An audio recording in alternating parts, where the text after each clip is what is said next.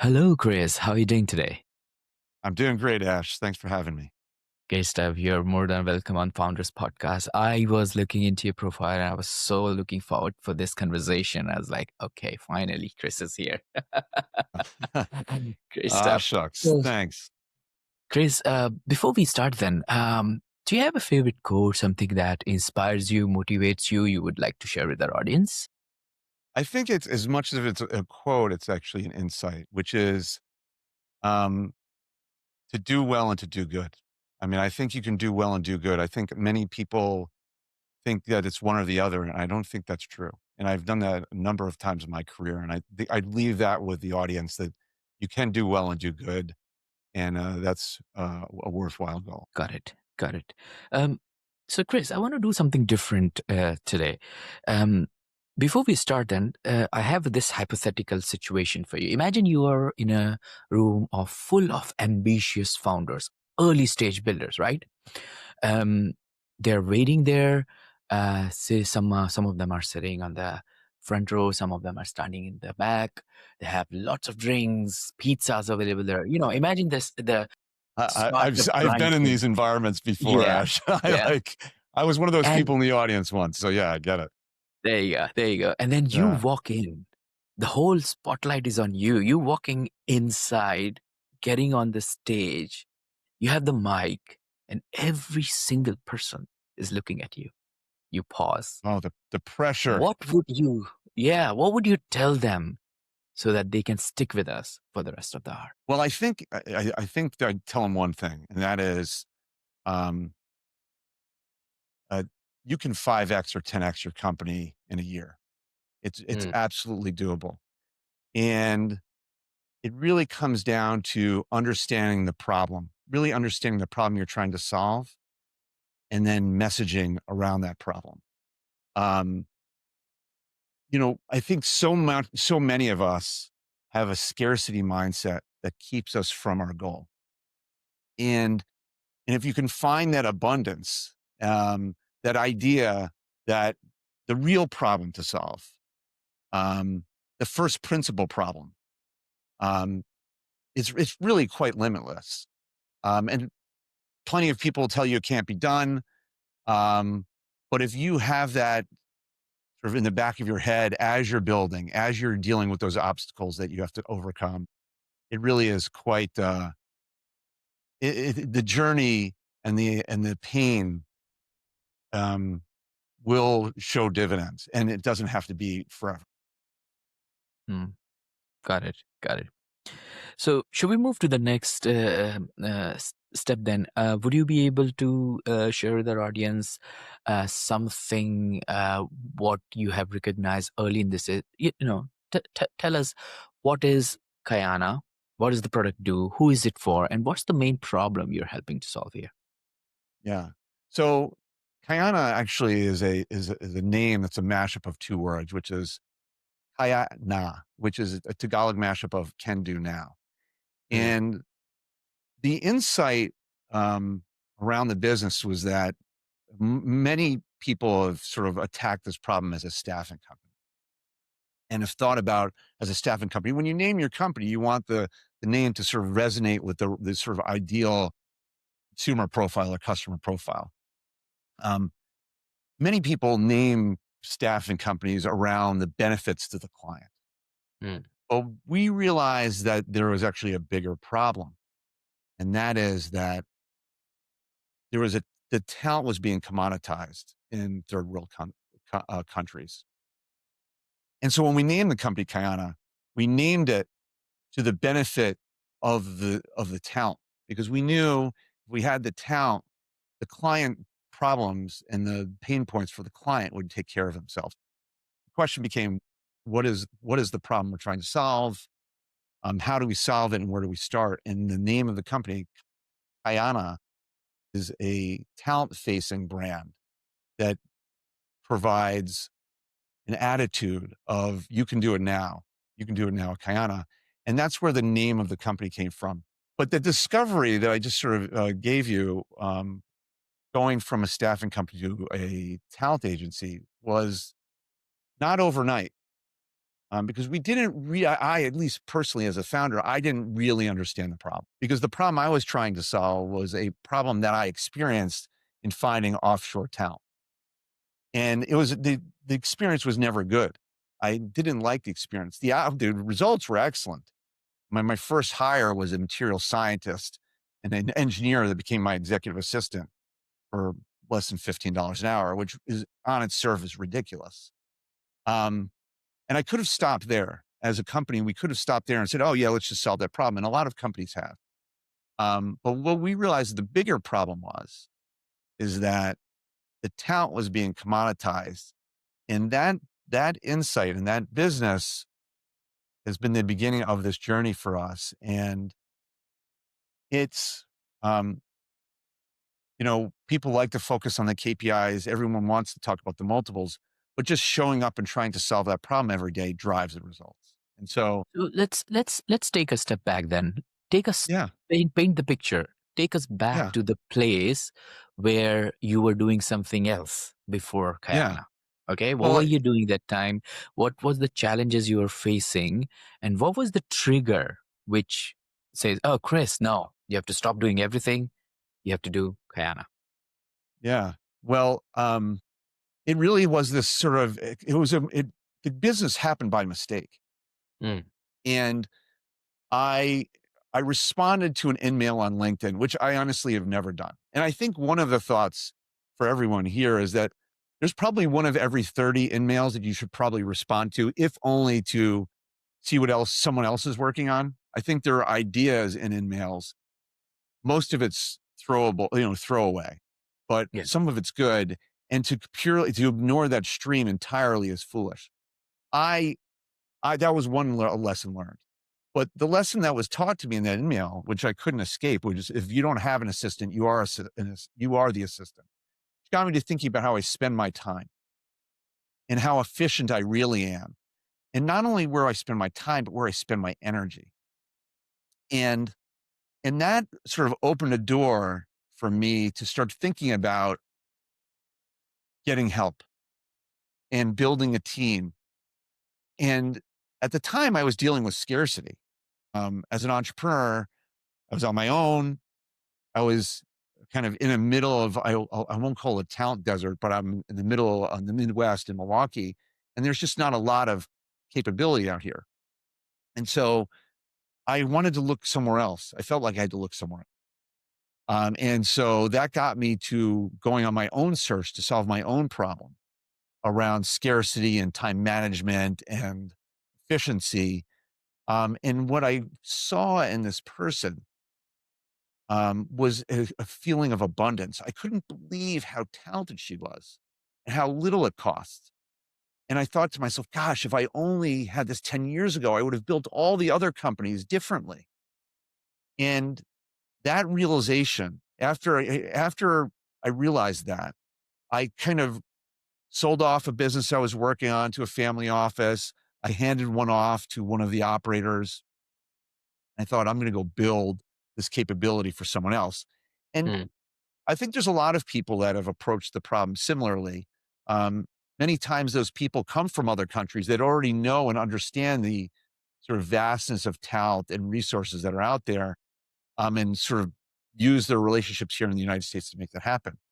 I think where a lot of these solutions fall down, though, and where I got very excited is understanding the talent problem. And so I learned it was quite a painful lesson, but I learned that I was chasing the wrong problem. I mean, I thought I was solving the client's pain, my pain really, but the real monster sat right sort of underneath it, which is that talent was being siphoned off, commoditized, and outsourced to the lowest bidder in third world and in third world BPOs and talent agencies. Um, so the more clients I attracted, the more I felt myself bleeding out, um, and really not representing the people and solving the right problem. I mean, the tipping part really hit hard, and the fear that I was building an empire that was not in service to the people who needed it the most was really kind of this sort of epiphany that I had. Right, right. And I was about to ask you this same thing, right? Like when you had Spiffany, did you looked into the market? Were there other products or services? What was going on at that time, and what did you see Yeah. from your research that encouraged you to move ahead Yeah. with this idea? Well, I mean, as I'd mentioned, I'd sort of sampled the product and, um, and I didn't like the experience. But the result was fantastic. So the questions I started asking myself was, why is this? How can we make this better? So I pretended to be a client of somewhere in the neighborhood of 40 services. I mean, I reached out to everyone that would talk to me. And as you can imagine, I'd get a response, Mr. Nolte, I'm very interested in helping you, blah, blah, blah, blah. And it felt very much the same. Mm, And so I kept on reinforcing this idea that no one's doing this. No one's thinking about this. And I went searching even deeper and even at more of an enterprise level, because in a way I wanted to build a company that that I could be the biggest client of as a private equity investor and operator. The idea of a limitless or abundance of high quality talent at an attractive price. I mean, you could do a lot with that idea. What I did, but how scalable is it?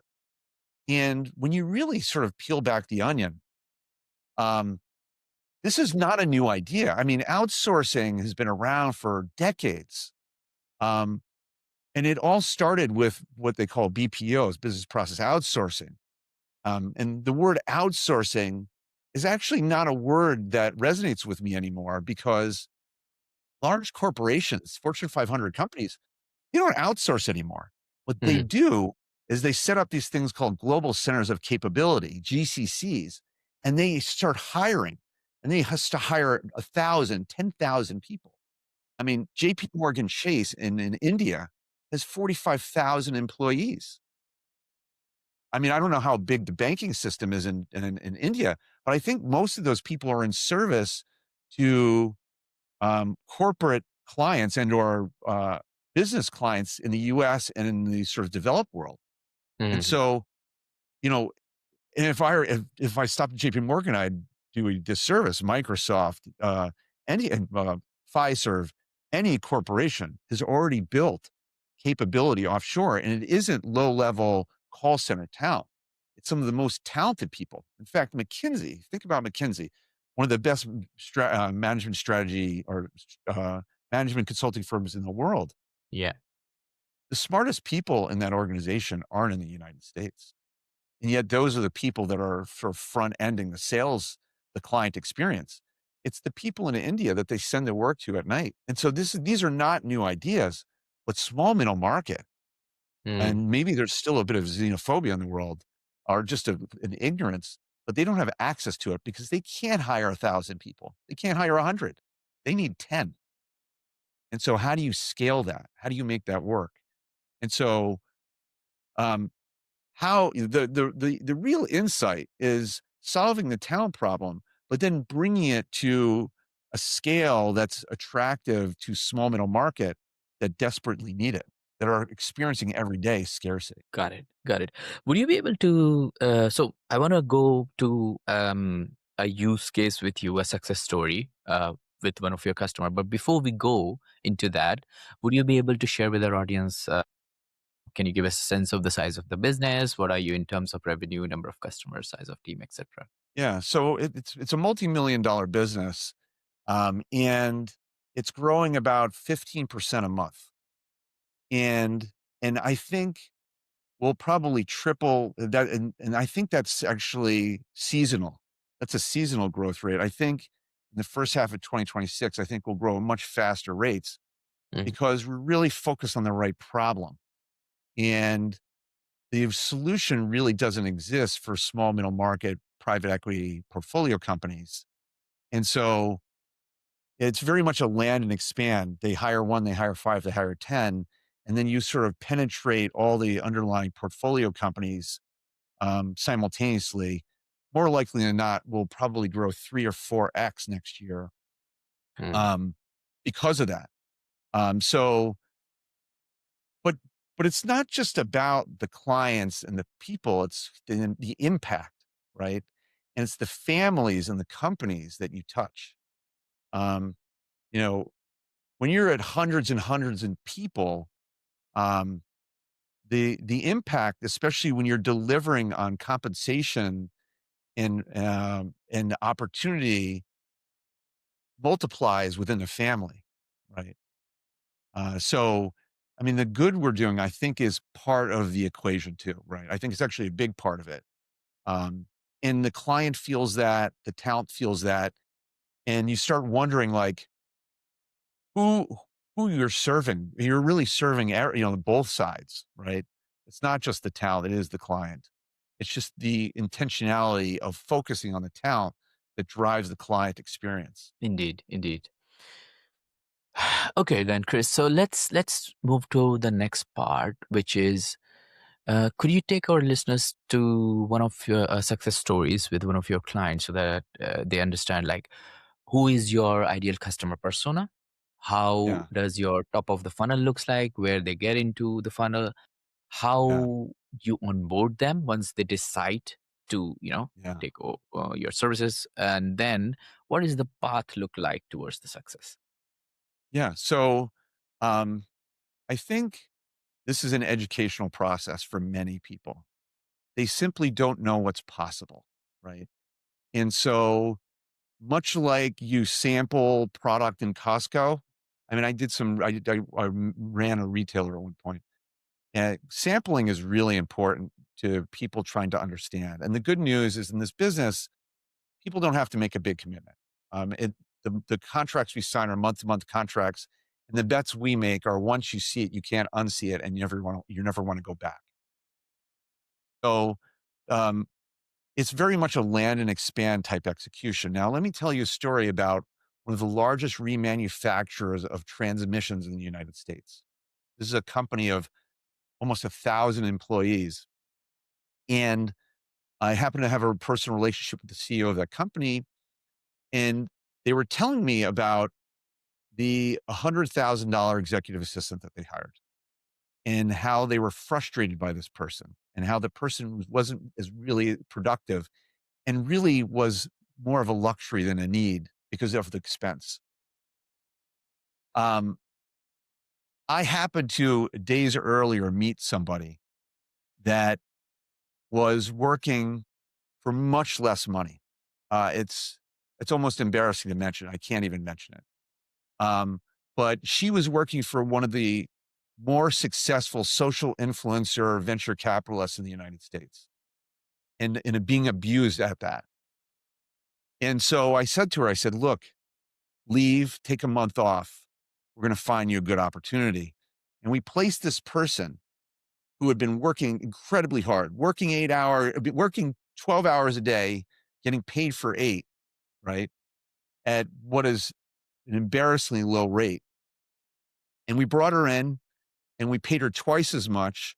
And she worked a standard 8-hour day to people that were so appreciative of her skill and capability. And in that, they saw now the possibility of the talent and cost that was available to them. And we used her to wrap what we call a pod. And we continue to bring in and onboard people into that relationship and spread that throughout the company, not just at the executive support level and chief of staff level, but in Power BI analytics, project management offices, financial accounting and controls, where these people ended up supporting the already expensive talent that this company had, but effectively allowing them to elevate to their highest and best use and then build capacity underneath it. And so, you know, you're doing a lot of different things for these companies. And so that relationship doubled in the matter of 7 months. And I think it's going to double again in the next 12 months. And that's just one company. And now they tell a friend, because these are not, what we're doing is not a competing idea in the sense that, um, you know, everyone's going to end up doing this. bottom line is. As work and is redefined and where and how work gets done because of AI, workflow automation, and offshore talent, everyone's gonna have to play along and go sort of jump in with 2 feet. The question is, small middle market is gonna have the biggest leap, but that's an example of a company that, um, is thrilled with the service and the talent, the embedded talent that we've brought to bear for them that they just didn't know was possible. Mm, interesting. And it is it is way more than common you will see in real world that talented people has been working for companies who are taking their advantage for so long without even understanding their real worth, instead of going somewhere where their real worth could be you know recognizable, and they're Right, given incentives for that, compared to the people who are just vocal. They're just risk taker. They're not even like the top talented or top class talent in the industry, but they're just good enough there, yeah, to take that risk, go ahead and say to their boss, "Oh, I'm not going to work for you if you don't, I don't know, raise right, my package, annual income, or yeah. something like that." Well, and I think that's a luxury of a tight labor market. You know, you see that on LinkedIn today where you have or TikTok or Instagram where people show those firing, those firing, moments. You know, like, "You're firing me, I'm set, or I'm quitting." And, that's a luxury that is not afforded in most places in the world. And that's how people get commoditized, right? If you are a Silicon Valley engineer and you know you can go across the street and make 10% more, what's the risk? Mm, There is no risk. That is, as much as we'd like to call that courage, it really isn't, right? Because there's no downside in it. But if you're living 8,000 miles away and your family needs your paycheck, let me that see is the you go risk. do let me Yeah. see you go do that. Mm, Because I don't think it's as easy. And that's why a company like ours matters because they don't have to. We advocate for them. And in advocating and creating sort of this love triangle between the talent and the client in our service, um, you don't have to do that work. In fact, I got to tell you, I wish Kayana existed for people like me 30 years ago. Because there's probably things I could have done or sort of thought about or opportunities that I foregone because I didn't know they existed or I didn't know what to say, right? Now, the world's a bit different place, you know, where people are sort of advocating that for themselves in a way, but no one likes to do that. And it affects your relationship to the organization that you're working for. And you know, we like to believe that HR handles these things, the internal HR team, but really they're not. You know, they know what's going on. They know who they work for. They work for the mm, company. They don't work for the person. And so it's kind of messy, right? And I think that's the letdown in corporate America today is that um, people feel alone. And I think this is going to actually increase as the labor markets and how work gets done um, changes. You know, there's going to be a lot more people feeling um, commoditized or cast aside. mm. And it's not gonna always be easy to walk across the street and get 10%. Yeah, yeah, yeah.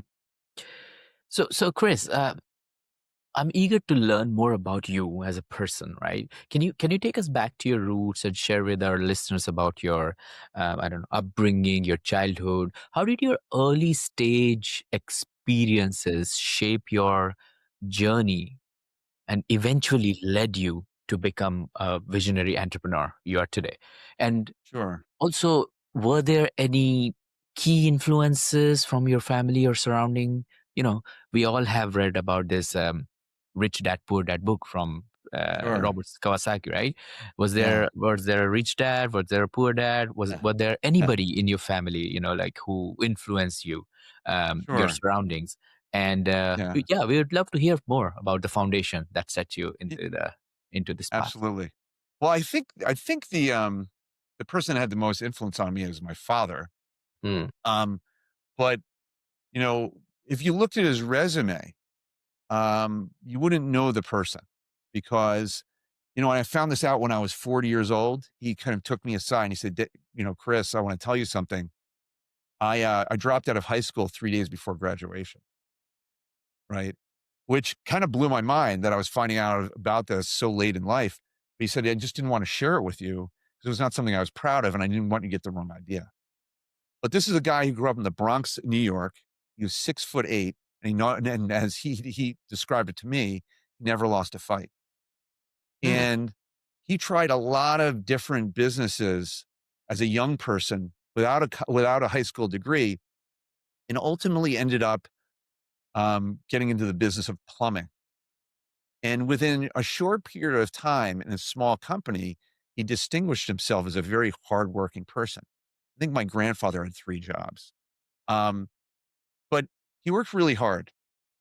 And while he wasn't the right size for a plumber, I mean, it's useful when you can kind of work up, but there's a lot of tight spaces, and as being 6'8", probably wasn't the perfect setup. But he did twice as many jobs as the next plumber. Mm. And the person that owned the company realized this and ultimately allowed him to to run the business because this gentleman wasn't a plumber himself. Mm. And so at the end of the day, he was running the largest emergency plumbing company in New York City. But what made him unique, um, and it wasn't because he took my advice, because I I had thoughts for him that he was very stubborn about and didn't want to adopt, but Mm. but he did things differently. And an example of that would be as a guy who didn't. He was one of the earliest momentum investors that I knew of, and he was always looking for an angle. I mean, here's a guy who who didn't even graduate from high school, made money as a plumber, but was reading 3 newspapers a day and was basically in momentum investing back in the 70s. And, as you know, that's a tried and true and bona fide strategy today. But in the 70s, it didn't really exist. And so he would basically trade in and out of positions based on the day of the month. He would trade in and out of positions depending on the day of the week. Because he knew how mutual fund flows operated. How did he figure this out? Did he work on Wall Street? Absolutely not. But he saw it in the data. Mm. And so one of the things that he would do is he'd get these I remember him every weekend. He'd have the newspaper in front of him and he'd see sort of directionally, both on a 7-day, 30-day, and 6-month perspective on how funds and sectors were moving. And he'd be trading on that, investing in it. My father passed away in 2021, right after COVID. One of the positions he put on in 2014, which we still own, is now a massive position in semiconductors. He saw the momentum in semiconductors in the early 2013, and he put a fairly large position on. And I mean, I think it's 20, 30x at this point. But this is a guy who knew nothing about technology but understood momentum and in momentum investing. I wanted to be an investor just like he was.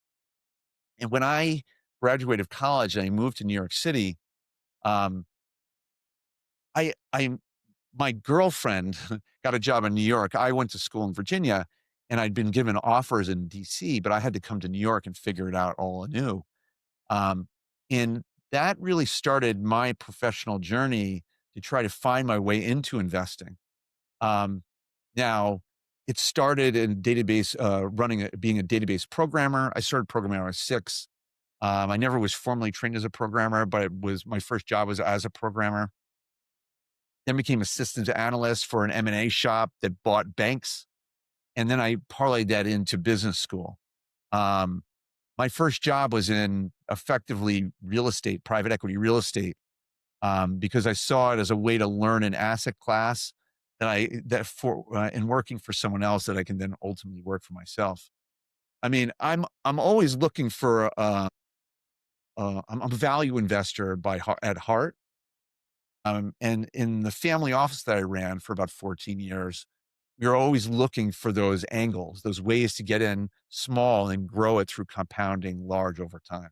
So I don't know if that sort of puts it all together for you, but you know, I don't exactly come from sort of a family of credential or pedigree, um, but we like to think differently and be right. And investing in ideas where there's an asymmetry in risk reward. And I think that's kind of the underpinnings of my entrepreneurship is that I saw this in the talent world. I couldn't believe how great the talent was overseas and what it costs.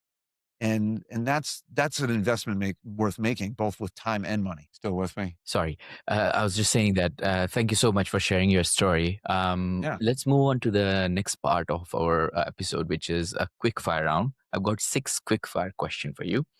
All right. At Let's any do it. stage, if you don't want to answer that question, any question, just give me a Sure. skip and then we can move to the next one. How's that? Sure. Let's do it. It's great. Great. Let's do it. What are the top 3 strategies to get talented resources in your business in 2026? Be on the town side of the table, TikTok, and and focusing on finding the right opportunities. Think as if the talent was a family member. Would you put them in that situation? I think those things are really, really important by sort of showing that intentionality by finding markets. TikTok is a very powerful tool. I mean, if there's anything that people should be doing is using TikTok. Um, it's still the Wild West. It's not well managed. The algorithms, you could lose your brand overnight. I mean, I got shut down on TikTok twice now. Wow. Yeah, I got banned twice. Is And it you're and you're losing a lot of money on the ads or? no, no, no. I just says doing TikTok lives. I'm Oh, doing okay. TikTok lives. And so by doing TikTok lives, the algorithm is very odd. It doesn't understand. It doesn't, I think it randomly bans people. And a lot of people, I mean, I had tens of thousands of followers. I mean, the day before I got canceled by TikTok, I added 800 people in 2 hours. I mean, yeah, it's intense. Like every time I would do a TikTok live, I would be the top performing TikTok live at that time. And if you have a good message, TikTok live is an amazing way to be discovered because the algorithm works. The governance doesn't. And so you just Mm, have to be careful. mm, So that would be the first, that would be actually trick number 1, 2, and 3, probably. That TikTok is a remarkable platform. got it. What book would you recommend to our audience and why? Wow, that's a tough one. I think there's so many things worth reading. Um, uh, what I've been focusing my reading on recently is behavioral psychology because I find it super interesting. Um, but you know, it really depends. I'm embarrassed to say I don't know what to say other than there's a book. Uh, there's a book that is close to my heart. It's called Virtual Freedom, Mm, and it's sort of a somewhat dated book now, uh, and it's slightly later than the 4 hour work week. I want sometimes people hear a message in books that seems too good to be true. Even today, I talk to people about what I do and how I operate and what's possible for them, and they have a sense of disbelief. Um, some of these some of these ideas are actually very actionable, and you have to kind of your see past your blind spots, or like kind of look around the corner to see them. I think these types of books, these sort of bigger idea books, I think could be one of those things. That's what I would look at. Those are the types of books I would look at. Got it. What one attribute or characteristic in your mind of a successful founder? Failing fast. I think a lot of people, well, there's two attributes. One is failing fast, and then two, not be overly protective of your idea. Um, One of my first business enterprises was in the late 90s. And what I was effectively creating at the time was a digital rights platform akin to YouTube, which was started 5 years later. And the reason why I failed, I think, is not because it was because one, I didn't know what I was doing. Let's start there. But two, I was afraid to share it. I was a bit like Gollum in Lord of the Rings, and I was protecting my precious when really what I needed to do was share it. I needed to share the idea. If you don't share your idea and you don't um, recognize that the world is not about ideas, but execution, um, you're not going to bring in enough of people to get it off the ground. And so if you protect it, you're going to actually kill it faster than if you shared it. That's why one of the reasons why venture capitalists don't sign NDAs, you know, Mm, and any startup founder who tries to get one is crazy. I yeah. mean, they've already lost. They're playing like it's their only good idea that they'll ever have.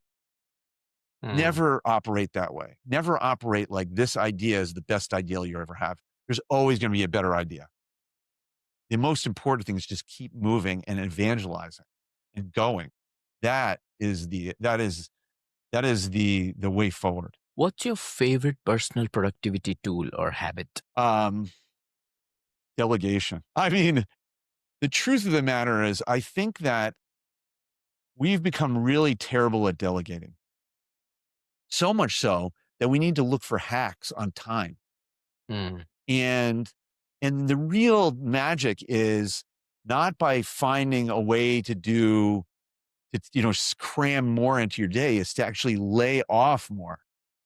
Um, I think we all want to be so productive, but the reality is only a very few set of people have the discipline to do that. What we can do is build teams and delegate work away so that you're not mired and trapped in sort of a 24-hour cycle. You can double your capacity by engaging one human being. And the problem has been that you've always felt like you had to give away equity or it cost too much. And that's just not the case anymore. Whether it be using AI with that type of person, with sort of an offshore talent, I mean, that really multiplies your effort. So I think a lot more is being accomplished today because of that. Um, but uh, yeah, I think that would be the number one productivity hack. yeah. Yeah. Hire offshore talent. Anything, anything is better than nothing. Delegation. Yeah. Yeah. Delegation. That is it. What's a new or a crazy business idea you would love to pursue if you had time? Um, there's, I think, well, first of all, I have an investment company and, um, and I think the crazy idea isn't so crazy, which is to buy an existing business and fix it. Um, there's a lot of change happening right now, and the prices of buying existing and transforming it is much more safe and from a risk reward profile, um, a better idea for people than to simply go naked um, on a big idea, sell off a big chunk of the equity in hopes that it's going to work out. We tend to evangelize the winners in these games, but the cutting room floor of all the failures is extraordinary. And I think we can all win a bit more and be in a better position to negotiate that great big idea with infrastructure and staff and income from a business you bought through an SBA loan or what have you. Um, what is it? Entrepreneurship through acquisition, I think they call it. I think that's a better play. I think it makes more sense. So it's not really a big idea, but it's a much better idea than simply going naked on an AI wrapper or something like Yeah, yeah, definitely. Last but not least, what's an interesting or fun fact about you that most people don't know? that. Most people don't know that I play the cello and that I'm the board chair of a conservatory. And and the interesting thing about the cello and playing music is that even later in life, I started playing the cello 7 years ago, and I'm semi competent as a sort of at an intermediate level. Um, Having a good guide, of course, is important. This is true of everything. That's certainly true of learning an instrument. Um, but the satisfaction one can get out of something that's kind of unrelated to every other thing they're working on is a great place to de-stress because your day can absolutely stink. You could be failing in many different ways, and yet you could still come home, pick up the instrument, and succeed just by showing up, right? And I think entrepreneurs need that because there are so many obstacles and there is so much risk. And to be able to retreat, even just for a short period of time, um, is I think a wonderful. It's a wonderful way to grow because at the end of it, um, it's something that you could take with you. It's a transferable skill, and that you can enjoy as an entrepreneur of company A or B or C or wherever you are. You find yourself in that journey. Um, then that builds self identity too. I think it probably mentally is an incredible exercise as well. But it's never too late to learn an instrument, like, never too late. Yeah, yeah. This year on my birthday, I got a small what you call it? It's a guitar, but it's not. It's very small, like this. Well, not a mandolin, but yeah, let's see. Forgot his That's name. interesting. Yeah. Yeah, it's, you're thinking, actually, this is not unusual. Mm, what is it called? Uh, Gosh, we actually do this in group settings, at the conservatory. It's a tiny one, right? Tiny little guitar? Yeah. Have you played it at all? Do you take lessons? You don't do because No, it's small, do you I'm feel just like it's yeah. yeah, yeah. No, no. I'm just trying to like ukulele. That's what it's called. Ukulele, of Yeah, course, yeah. yes. There you go. Yes, Um, ukulele, there you go. I was trying to do the strumming, and then my fingers started hurting. But then I just do it every now and then whenever I get the time. But yeah, I get Yeah, what you're saying. Yeah, yeah, that's the sort of yeah, once you get you're gonna develop calluses on your fingers, and eventually it'll be like nothing. And yeah, I think, what is gonna be remarkable is when you can put together a whole song and for some friends, and they'll think, "Wow, that's really amazing." Now, mm, because but the key, just like any business into playing an instrument, is just to get started, you know? You don't have to have it all figured out. You just gotta put one step in front of the other. yeah. Indeed, indeed. Well, Chris, thank you so much for joining me today and sharing your wisdom. If people want to get in touch with you, what's the best way to do it?